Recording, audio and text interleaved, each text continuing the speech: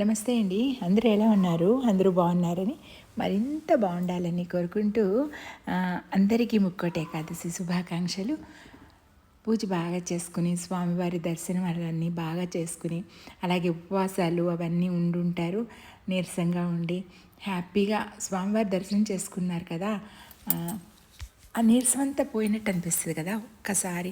అందులో ముక్కోటి ఏకాదశిని స్వామివారిని ఎప్పుడైతే దర్శించుకుంటామో ఆ వైభవం చూడంగానే మనకి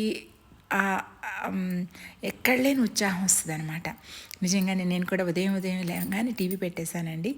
ఇక తిరుపతి నుండి అలాగే భద్రాచలం నుండి ప్రత్యక్ష ప్రసారాలు జరుగుతూ ఉంటాయి కదా.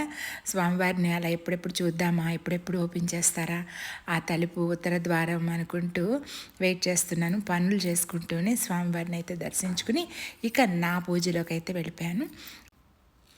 రాత్రి అన్నీ సిద్ధం చేసుకున్నానండి. అంటే చెప్పాలంటే బయట బజార్ పనుల మీద బాగా తిరుగుతూ ఉన్నాం అనమాట.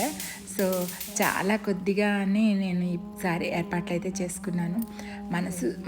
మనసు నిండా అంటారు చూసారా, అలా అయితే జరగలేదు. ఇవన్నీ ఎప్పుడెప్పుడో చేసుకున్నవన్నీ ఇప్పుడు ఉపయోగపడినట్లుగా అయ్యాయి అనమాట. మొత్తానైతే స్వామివారిని అలా ప్రతిష్ఠించుకొని లైటింగ్ అది పెట్టుకుని, ఇంకా ప్రతిష్ఠించలేదు రాత్రి, లైటింగ్ అవన్నీ పెట్టుకుని రెడీ చేసుకుని అక్కడ అన్నీ ఇక్కడ పెడదాము అన్నట్లుగా అనమాట. ఇవన్నీ ఒక దగ్గర పెట్టుకుని పడుకుండిపోయాను. ఇక తెల్లవారుజామున ఇటు స్వామివారిని, తిరుపతి స్వామివారిని, భద్రాచలం స్వామివారిని చూసుకుంటూ అటు ఇటు చేసుకుంటూ మొత్తానికైతే అన్నీ చక్కగా సిద్ధం చేసేసుకుని నేను కూడా నా ఉత్తర ద్వార దర్శనం చేసుకున్నాను మా ఇంట్లో.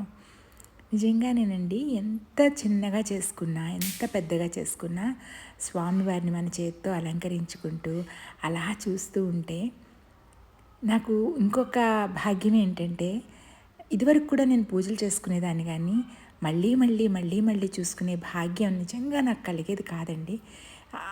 అంతసేపు పూజ చేసుకున్నంతసేపు, లేకుంటే తర్వాత ఒక అరగంట అలా స్వామివారి ముందు కూర్చుని తనివి తీరా చూసుకునేదాన్ని. మళ్ళీ సంవత్సరానికి కదా నాయన ఇలాంటి అలంకరణ చూసుకుంటానని ప్రతి పండక్కి, ప్రతి పూజకి నేను అలా చూసుకుంటూ ఉండేదాన్ని అనమాట. నిజంగా చెప్తున్నాను, నా యూట్యూబ్ పుణ్యమా అంటూ మీ అందరికీ చూపించాలన్న మిషతో నావి మళ్ళీ ఇలా భద్రపరుచుకోగలుగుతున్నానని నాకు చాలా ఆనందంగా ఉంటుందండి.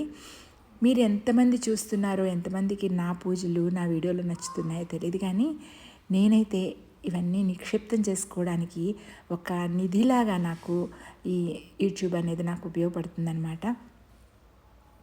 అసలు ఇలా చేసుకుంటాం కానీ మన చేత్తో ఈసారి ఇలా తయారవుతుందని కానీ అస్సలు అనిపించదండి నాకు. ఆటోమేటిక్గా అలా తయారయ్యాక ఎప్పటికప్పుడే తృప్తి, ఎప్పటికప్పుడే ఆనందం, ప్రత్యేకమైన ఆనందం. ప్రతిసారి ఒక ప్రత్యేకమైన ఆనందంతో స్వామివారిని నన్ను అనుగ్రహిస్తూ ఉంటారనమాట. నిజంగానేనండి, అంతే కదా. మనకి ఒక మంచి ప్లేస్కి వెళ్ళినా, ఒక మంచి దృశ్యం చూసినా కలిగే ఆనందం వర్ణాతీతం అనమాట. అలా వాటికన్నా కూడా ఎన్నో రెట్లు ఎక్కువ భగవంతుడిని మనం ప్రార్థించుకున్నప్పుడు, భగవంతుని పూజ చేసుకుంటున్నప్పుడు, ఆయన్ని మన స్వహస్తాలతో అలంకరించుకున్నప్పుడు, ఆహా నా జన్మ ధన్యం కదా అని అనిపిస్తుంది అనమాట. ఎన్నిసార్లు చూసుకున్నా తనివి తీరదు అనిపిస్తుందండి. చాలా చిన్నగానే చేసుకున్నా కూడా కళ్ళు నిండుగా చూసుకున్నాను అన్నమాట. చక్కగా పూజ అయితే చేసుకున్నాను. మీకు చూపించాలని కదా నేను అటు ఇటు పెట్టుకుంటూ ఫోను కొద్దిగా పూజ ఒక్కొక్కసారి అనిపిస్తుంది అనమాట, యూట్యూబ్ పెట్టుకున్నాక నేను ఏమైనా డైవర్ట్ అవుతున్నానా పూజలో అని. అవుతానండి, కానీ నిజంగా చెప్తున్నాను కదా, ఇవన్నీ దాచుకోవడానికి అనుకుంటూ నేను చేసే ఈ ప్రయత్నం నాకు చాలా తృప్తి ఇస్తుంది. తర్వాత చూసుకున్నా కూడా చాలా ఆనందాన్ని ఇస్తుంది అనమాట.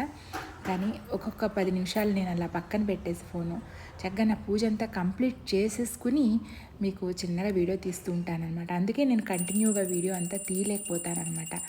ఎందుకంటే ఆ పూజలో కూడా తృప్తి కలగాలి కదా. నేను ఫోటో ఏ యాంగిల్లో పెడుతున్నాను, వీడియో ఎక్కడి నుంచి తీస్తున్నాను అనే దాని మీద నా దృష్టి బాగా మరలిపోతుంటే ఈ తృప్తి ఎల్లకాలం ఉండదు కదా.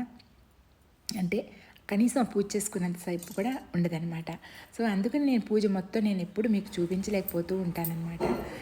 దృష్టి పూజ మీద పెట్టి కొద్దిగా ఇలా మీకు చూపిస్తూ నేను నా నిధిలో ఇంకొక అంశాన్ని నేను వేసుకున్నాను ఈసారి. అమ్మ లేచారు. కొంచెం లేట్గా లెగుస్తారు కదా, పెద్ద ఆవిడ అయిపోయారు. నెమ్మదిగా లేమ్మా నువ్వు, పర్వాలేదు అనుకున్నాను. చాలా బాగుంది ఇక్కడ విగ్రహం. చిన్నగా చేశా స్వామి విగ్రహం.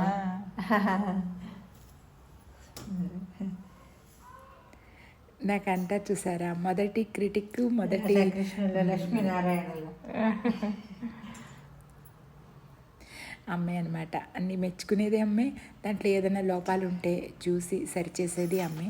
నా మొదటి గురువు, మొదటి స్నేహితురాలు, నా మొదటి ప్రేమికురాలు కూడా మా అమ్మే. నాకు చాలా ఆనందంగా ఉంటుంది.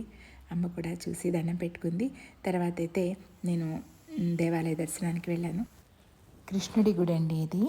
యాక్చువల్గా ముఖద్వారం తూర్పుకుంటుందన్నమాట. కానీ రెండో ద్వారం పెట్టి అక్కడి నుంచి స్వామిని కొంచెం ప్రత్యేకంగా అన్నట్లుగా అమర్చారు అక్కడ.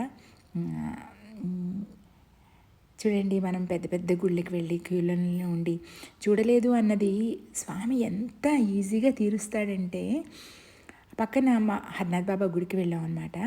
ఆ పక్కనే ఉంది కదా అక్క అందనమాట, రాధక్క, పద చూద్దాం వెళ్ళి అని. నిజంగా తను అనకపోతే నేను చూసేదాన్ని కాదు ఈ స్వామిని. పక్కనే ఉన్నారు, చూడొచ్చు, కానీ మనకి ఒక్కొక్కసారి అలా అనిపిస్తుంది అన్నట్టు. నిజంగా చాలా ఆనందం అనిపించింది. అందాలమ్మని స్వామివారిని దర్శించుకుని మేము బాబా గుళ్ళోకి వెళ్ళాము. అక్కడ కొంతసేపు భజన చేసుకున్నాము.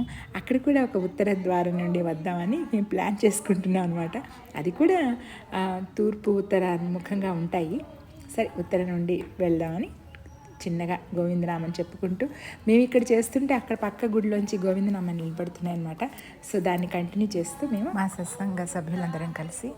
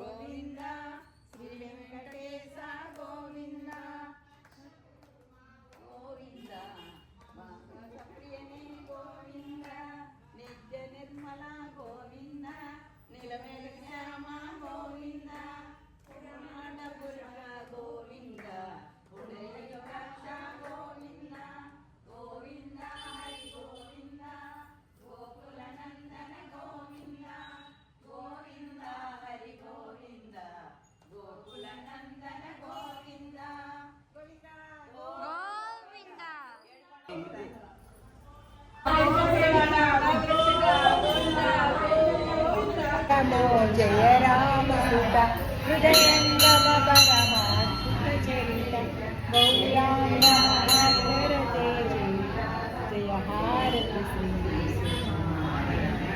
సుహారతి కరుణాభరణ జయ హారతి.